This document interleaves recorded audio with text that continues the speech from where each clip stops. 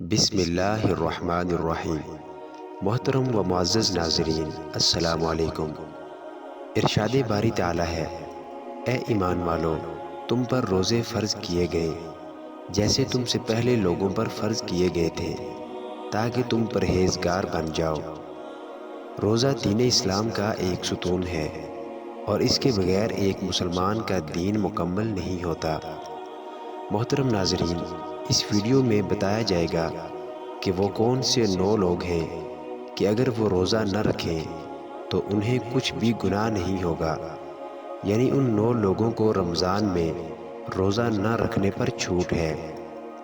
ہر مسلمان مرد اور عورت جو بالغ ہو اور اپنے ہوش و حواس میں ہو، اس پر رمضان کے روزے فرض ہیں، یعنی کہ اس کے لیے پورے مہینے کے روزے رکھنا ضروری ہے، اور اگر وہ ان کی فرضیت کا انکار کرتا ہے تو وہ کافر ہے اور بلا وجہ روزہ چھوڑنا گناہ بھی ہے۔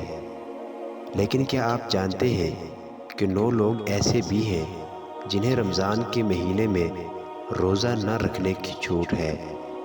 یہ 9 لوگ رمضان کے مہینے میں روزے چھوڑ سکتے ہیں۔ نمبر 1، بیمار آدمی۔ سب سے پہلا انسان جو روزہ چھوڑ سکتا ہے وہ بیمار آدمی ہے۔ جو انسان سخت بیمار ہے تو ایسے انسان کے لیے روزہ نہ رکھنے کی چھوٹ ہے۔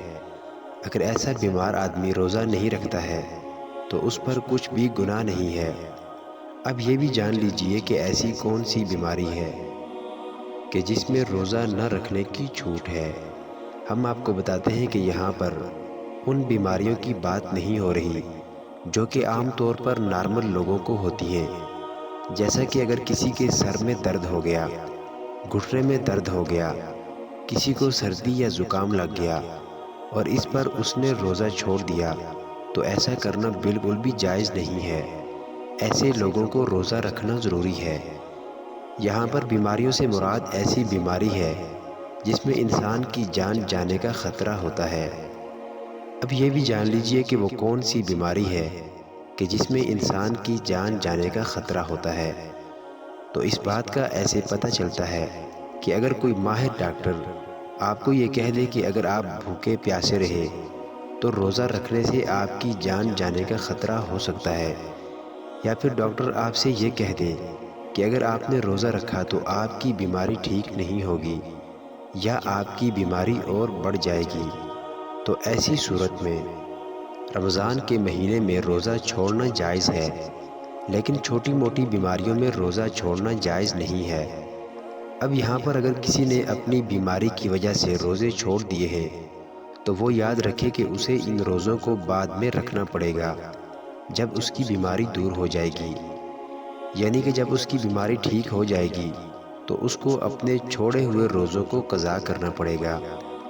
اب اگر کسی کی بیماری ایسی ہے کہ وہ کبھی ٹھیک ہی نہیں ہوئی اور اس کا آخری وقت قریب آ گیا تو ایسے میں وہ اپنے گھر والوں کو یہ وصیت کرے کہ میرے اتنے روزے چھوٹ گئے ہیں اور وہ ان کا فدیہ ادا کرے،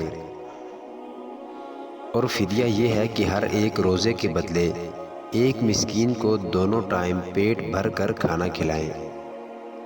نمبر 2، حاملہ یعنی پریگننٹ عورت، یعنی دوسرے نمبر پر حاملہ عورت ہے، یعنی جس کے پیٹ میں بچہ ہو۔ اگر ایسی عورت ہو اور روزے رکھنے پر اس کو اور اس کے بچے کو جان کا خطرہ ہو تو ایسی عورت بھی رمضان کے مہینے میں روزے چھوڑ سکتی ہے، اس پر بھی کوئی گناہ نہیں ہوگا۔ ایسی عورت کے لیے بھی روزہ نہ رکھنا جائز ہے، لیکن یاد رہے کہ ایسی عورت بھی اپنے چھوڑے ہوئے روزے بعد میں رکھے، یعنی کہ جب اس کی صحت بہتر ہو جائے تو اسے بھی اپنے چھوڑے ہوئے روزوں کو قضا کرنا ہوگا۔ اور اگر کوئی حاملہ عورت ہے اور اس کا ماہر ڈاکٹر اسے یہ کہہ دے کہ روزہ رکھنے سے اس کی یا اس کے بچے کی جان جانے کا کوئی خطرہ نہیں ہے تو ایسی عورت کے لیے روزہ رکھنا ضروری ہوگا۔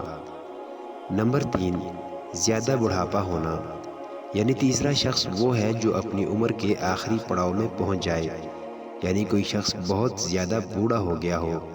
تو اگر کوئی ایسا شخص ہے جو اپنے بڑھاپے کی وجہ سے اپنی جگہ سے اٹھ بھی نہیں سکتا ہے، بیٹھ بھی نہیں سکتا، اور وہ اپنے بڑھاپے کی وجہ سے اتنا کمزور ہو گیا ہے کہ اس میں روزہ رکھنے کی بالکل بھی طاقت نہیں ہے، تو ایسا شخص بھی اگر رمضان کے مہینے میں روزے نہیں رکھے گا تو اس پر بھی کوئی گناہ نہیں ہوگا۔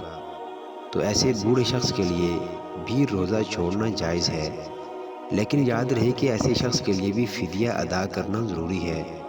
اور پھر اگر ایسے شخص میں بعد میں اتنی طاقت آ جائے اور وہ اپنے آپ کو تندرست محسوس کرے تو اس کو چاہیے کہ اپنے چھوڑے ہوئے روزے بعد میں رکھ لے اور ان کی قضا کرے۔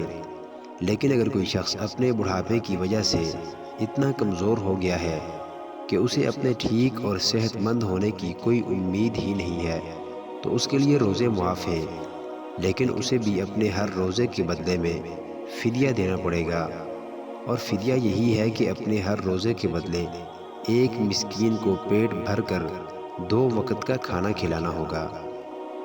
نمبر 4، دودھ پلانے والی عورت۔ یہاں یہ بات بھی واضح کر دیں کہ پہلے زمانوں میں ایسی عورتیں ہوا کرتی تھیں جو لوگوں کے بچوں کو دودھ پلانے کا کام کیا کرتی تھیں۔ وہ لوگوں کے بچوں کو اپنے ساتھ لے جایا کرتی تھیں اور 2 یا 2.5 سال کے لیے اس بچے کو دودھ پلایا کرتی تھیں، اور انہیں دائیاں کہا جاتا تھا۔ ایسی عورتوں کے لیے بھی رمضان میں روزے نہ رکھنے پر چھوٹ ہے جو بچے کو دودھ پلاتی ہیں، لیکن چونکہ اب ایسا زمانہ نہیں رہا، لہٰذا ایسی مائیں جو اپنے بچوں کو دودھ پلاتی ہیں اور اگر ان کا ڈاکٹر انہیں یہ کہہ دے کہ ان کے روزے رکھنے کی وجہ سے ان کے بچے کو خطرہ ہے تو ایسی ماؤں کو بھی روزہ چھوڑنے پر کچھ گناہ نہیں ہے، لیکن یاد رہے کہ ایسی عورت کو بھی بعد میں اپنے ان روزوں کی قضا کرنی ہوگی۔ نمبر 5، پاگل یا دیوانہ شخص۔ یعنی 5واں شخص وہ ہے جس کا ذہنی توازن خراب ہو چکا ہو اور وہ پاگل یا دیوانہ ہو چکا ہو، اور جو اپنے آپے سے باہر ہو چکا ہو، اور جو بہکی بہکی باتیں کرتا ہو، اور جو اچانک بے ہوش ہو جاتا ہو، تو ایسے لوگوں کو بھی روزہ چھوڑنا جائز ہے۔ یعنی کہ اگر ایسا شخص بھی روزہ نہ رکھے تو اس پر بھی کوئی گناہ نہیں ہوگا، لیکن ایسے شخص کو بھی چاہیے کہ بعد میں جب وہ ٹھیک ہو جائے تو اپنے چھوڑے ہوئے روزوں کو قضا کر لے۔ نمبر 6، حیض و نفاس والی عورتیں۔ یعنی ایسی عورتیں جن کے ماہانہ پیریڈ چل رہے ہوں، وہ حیض والی عورتیں ہیں، اور ایسی عورتیں جنہوں نے بچے کو جنم دیا ہو اور ابھی تک ان کا خون نکلنا بند نہ ہوا ہو، تو ایسی عورتوں کو نفاس والی عورتیں کہتے ہیں۔ یہاں پر ایسی عورتوں کا بھی روزہ رکھنا جائز نہیں ہے۔ یہاں یہ بھی یاد رکھیں کہ پہلے بیان کیے گئے 5 قسم کے لوگ اگر روزہ رکھ لیتے ہیں تو ان کا روزہ قبول ہو جائے گا، لیکن حیض اور نفاس والی خواتین اپنی اس حالت میں روزہ نہیں رکھ سکتی، اور اگر وہ رکھیں گی تو ان کا روزہ قبول نہیں ہوگا اور ان پر سخت گناہ ہوگا۔ ایسی عورت جب بعد میں پاک صاف ہو جائے تو اس کے لیے ضروری ہے کہ اپنے چھوڑے ہوئے روزوں کی گنتی پوری کر لے۔ نمبر 7، سفر پر ہونا یعنی مسافر ہونا۔ تو ایسا انسان جو حالت سفر میں ہے تو اس کے لیے بھی روزہ نہ رکھنے کی چھوٹ ہے، اور روزہ نہ رکھنے پر اس کے لیے کچھ گناہ نہیں ہوگا، لیکن یہ بات بھی جان لیجئے کہ جب اس کا سفر ختم ہو جائے تو پھر اس کے لیے روزہ رکھنا ضروری ہو جاتا ہے۔ اب یہاں پر یہ بات بھی قابل ذکر ہے کہ اگر کوئی شخص سفر کی حالت میں ہے اور وہ یہ کہے کہ وہ روزہ ضرور رکھے گا کیونکہ اس کا سفر آرام دہ ہے، تو ایسا مسافر سفر کی حالت میں بھی روزہ رکھ سکتا ہے اور اس کا روزہ ہو جائے گا۔ بس اگر سفر آسان ہے تو روزہ رکھ سکتا ہے، لیکن اگر روزہ نہ بھی رکھے تو اس پر کچھ گناہ نہیں۔ نمبر 8، ایسا شخص جس کی جان جانے کا خطرہ ہو۔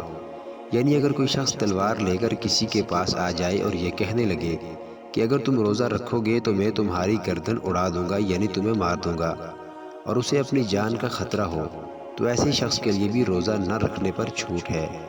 لیکن یاد رہے کہ ایسے شخص کے لیے جب وہ ایسی صورتحال سے باہر نکل جائے اور اس کی جان کو کوئی خطرہ نہ ہو تو بعد میں اس پر اپنے چھوڑے ہوئے روزوں کی قضا لازم ہو جائے گی اور اسے بعد میں اپنے وہ چھوڑے ہوئے روزے رکھنا پڑیں گے۔ نمبر 9، نابالغ بچہ۔ یعنی جیسا کہ ہم سب یہ بات جانتے ہیں کہ روزہ ہر بالغ انسان پر فرض ہے جو اپنے ہوش و حواس میں ہو، اس طرح روزہ نابالغ بچے پر فرض نہیں ہے۔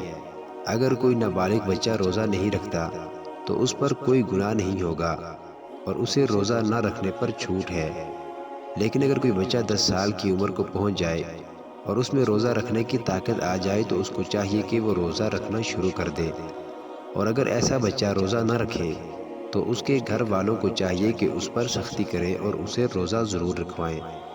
یاد رکھیں 10 سال کے بچے پر روزہ فرض نہیں ہے، لیکن اس کی تربیت کے لیے اور اس کو روزے کی عادت ڈالنے کے لیے اس کو روزے رکھوانے چاہیے۔ اللہ سبحانہ و تعالیٰ سے دعا ہے کہ تمام مسلمانوں کو اپنے ماہ مبارکہ کے روزے خشوع و خضوع سے رکھنے کی طاقت و توفیق مرحمت فرمائے، آمین یا رب العالمین۔ محترم ناظرین، درخواست ہے کہ اگر میری آج کی یہ معلوماتی ویڈیو آپ کو پسند آ جائے تو براہ کرم اس ویڈیو کو لائک اور شیئر ضرور کر دیجئے اور میرے اسلامی و اصلاحی چینل کو سبسکرائب کر لیجئے۔ جزاکم اللہ خیراً کثیرا۔ اللہ ہم سب کا حامی و ناصر ہو۔